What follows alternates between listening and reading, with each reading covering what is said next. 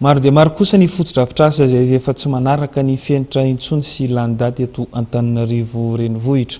Vola be no ilain'ny commune entina anatsarana sy anavoazana izany. Nandeha ro jerentsika ity fanadidina manaraka ity. 2 miliara sy 500 tapitrisa ariary no vola ilain'ny commune Antananarivo renivohitra entina anatsarana sy anavaozana ireo lalana eto Antananarivo efa lany andro. Raha miodidina Antananarivo dia maro ny fotodrafitrasa efa tsy manara-penitra sy lany andro ihany koa. Eo ireo lalana izay potika etseroa ka mampisy fiantraikany amin'ny andavanandro mponina mihitsy. Tsy misy alora ny vola eo am-pelatanan'ny commune. Raha ny teti-bola 14,4 kosa dia nahitana fiakarana 20% hatramin'ny 50% isanjato ho an'ireo hetra ho an'ny mponina Antananarivo, toy ny hetra trano sy ny hetra tsena ohatra.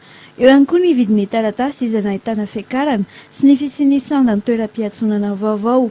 Mitentina 80 miliara ariary kosa ny vola eritreretin'ny commune ho indramina.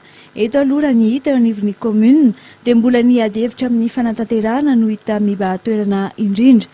Misy ny fanapahan-kevitra marobe izay entina anatsarana ny tontolon'ny Antananarivo renivohitra. Eo kosa ny mbola sakana marobe toy ny teti-bola am-pelatanana, ny fifandonana eo amin'ny ben'ny tanàna sy ireo mpanolontsaina ary ny rafitra eo anivon'ny commune Antananarivo renivohitra.